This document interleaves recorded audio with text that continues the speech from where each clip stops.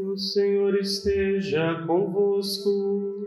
Está no meio de nós. Proclamação do Evangelho de Jesus Cristo segundo Lucas.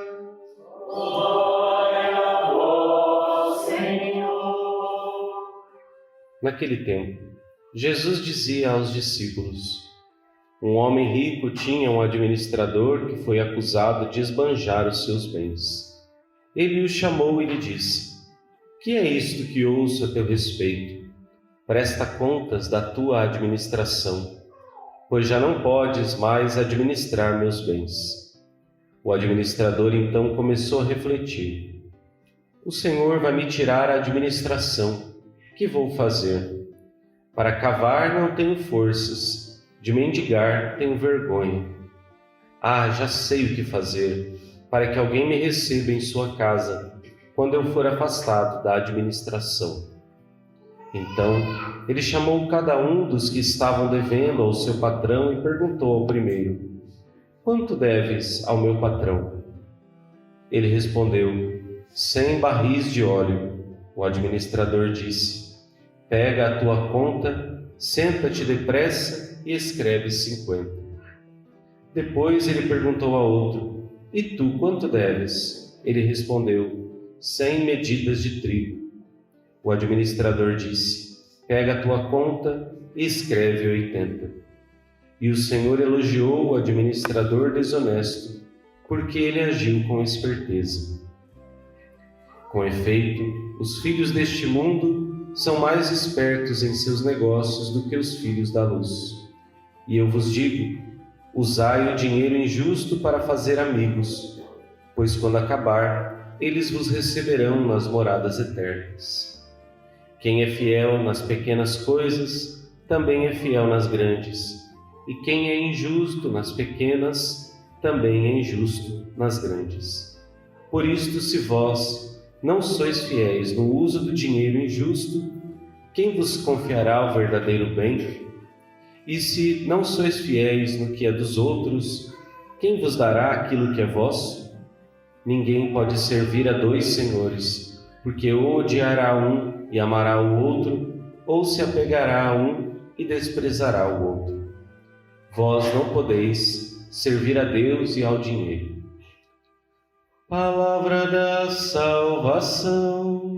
Glória a vós, Senhor. São Miguel Arcanjo, defendei-nos no combate, seja o nosso refúgio contra as maldades e as ciladas do demônio. Ordene-lhe Deus, instantemente o pedimos, e vós, príncipe da milícia celeste, pela virtude divina, precipitai no inferno a Satanás e a todos os espíritos malignos que andam pelo mundo para perder as almas. Amém. Meus queridos irmãos, o 25º domingo do tempo comum vem nos mostrar hoje mais uma etapa para o nosso caminho ao céu. Jesus quer todos os homens na salvação, que todos estejam na glória celeste. Por isso o Senhor vai indicar qual é o caminho que nós devemos trilhar. E o Senhor vai mostrar isso parte por parte. Para que o nosso caminho esteja livre, ou para que o nosso caminho esteja aberto para todos, é preciso que a sociedade, a política, para que as pessoas percorram com tranquilidade o caminho de Deus, elas precisam encontrar na sociedade um caminho livre, com leis que sejam justas, com o uso dos bens deste mundo de uma maneira que possa ser, então, ao menos livre o nosso caminho para o céu. Claro, Deus nos deixa livres para ir para o céu ou não. Até tem a opção do inferno para aqueles que querem, que não é uma boa opção. E duvido que alguém queira isso de pronto. É claro que Satanás tem as suas astúcias e ele vai propondo isso sorrateiramente Então vai seduzindo as pessoas aos poucos, por isso precisamos estar vigilantes com tudo. Então, nós encontramos aqui na segunda leitura esta carta de São Paulo a Timóteo, a primeira carta de São Paulo, que ele vai dizer então que nós devemos rezar e nós devemos pedir nas nossas súplicas pelos nossos governantes, por aqueles que ocupam altos cargos, para que levemos uma vida tranquila e serena, com toda piedade e dignidade. Isto é bom e é agradável ao Senhor, diz São Paulo. Nós não podemos separar a religião da política, não. Quem diz que religião e política não se misturam está plenamente errado, não está de acordo com a vontade de Deus e a palavra de Deus. A palavra de Deus vai nos dizer exatamente o contrário, que os homens devem encontrar um caminho para seguir e nós vivemos aonde? Neste mundo regido pelos nossos governantes e aí pelos sistemas políticos em que nós nos encontramos. Então, Estado laico não é uma coisa muito boa, segundo São Paulo, aqui na segunda leitura. Então, a religião, Deus, deve estar em todos os meios, sim. Não como uma forma de opressão e dominação. Isso nós já temos dos nossos governantes na dita democracia, aqueles que dizem que há uma democracia. Mas nós precisamos de um caminho aberto para trilhar o caminho de Deus, não somente para ter a liberdade de culto. Isso aí nós já conseguimos com Constantino, lá no século IV, a liberdade do culto cristão. E hoje até isso é questionado, né? Até a liberdade de culto é perigoso nós perdermos, se nós bobearmos aí neste momento, especialmente no momento em que nós nos encontramos. Mas a política deve favorecer a religião, ou seja, deve favorecer o nosso religamento com Deus. Assim, nós encontramos também na profecia de Amós, na primeira leitura, esse cuidado que Deus tem com os mais pobres, com os mais humildes. Deus se preocupa com todos, sobretudo com aqueles que têm mais necessidade neste mundo.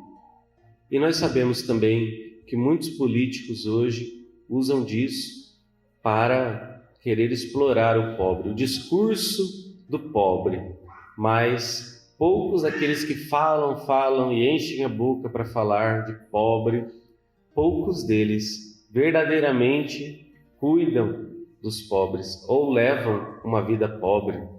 Amam os pobres porque favorecem a sua riqueza. Não amam a pobreza, como nosso Senhor Jesus Cristo amou a pobreza e viveu a pobreza, como São Francisco, como Santo Antônio, nosso padroeiro. Então, meus irmãos, no Santo Evangelho de hoje, Jesus vai nos ensinar como viver isso através dessa história, desta parábola. Jesus vai contar uma história de um administrador infiel, de um administrador desonesto, que ia ficar desempregado. E como não tinha o seguro-desemprego naquele tempo, ele ficou preocupado porque o que ele ia fazer da vida dele se ele já estava velho e prestes a se aposentar e não poderia mais trabalhar, não tinha os bens necessários para sobreviver sem trabalho. Então ele começou a arrumar estratégias, começou a refletir. E refletindo, ele tomou uma decisão. E decidindo, ele então se determinou a fazer aquilo. E assim ele o fez, para que ele pudesse pensar no seu futuro. Ele pensou no seu futuro. Mas o futuro do desonesto, do infiel, é somente o fim desta vida. Ele não pensou na vida eterna, aquele homem da história ali. E Jesus, no final, junto com o senhor daquele administrador, junto com seu patrão, ele elogia aquele administrador infiel. Não porque ele foi infiel, nem porque ele foi desonesto, Jesus não poderia elogiar a desonestidade, mas Jesus o elogia porque ele foi esperto, diz aqui a palavra de Deus, a sua esperteza. E esta palavra esperteza significa prudência. Jesus elogia a sua prudência. Ora, meus irmãos, até os maus são prudentes, até os maus buscam favorecer as suas decisões, até os maus pensam no seu futuro, e o seu futuro é tão pobre, o seu futuro é só esta vida. Pensam somente no que irão comer até o fim da sua vida.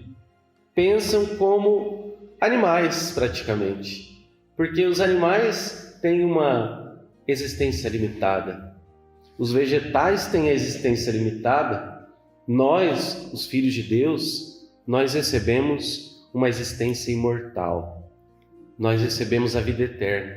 E nós, muitas vezes, não programamos a nossa vida na prudência das decisões, de escolher as coisas certas. Nós, os cristãos, os batizados, nós, muitas vezes, agimos como os pagãos. Nos deixamos levar pelas televisões, pelos programas de internet, nos deixamos levar pelas ideologias, podemos deixar levar por coisas políticas, e aí, daí por diante, cada vez ladeira abaixo, cada vez pior.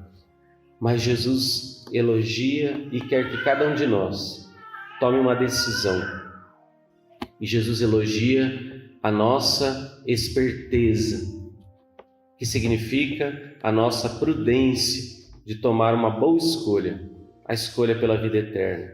E que nós possamos também ter uma determinação. Determinação significa planejar a nossa vida toda em vista daquilo que nós cremos. Tudo deve concorrer para o céu, para o nosso objetivo futuro. Afinal, todos querem ir para o céu. Ninguém quer ir para o inferno.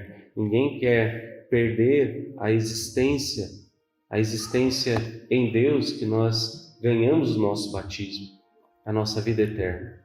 Então, sejamos espertos. Não percamos o grande bem que Deus tem para nós. Busquemos ajuda, busquemos amigos que nos possam garantir a morada eterna, amigos de verdade, pessoas que nos conduzam a Deus.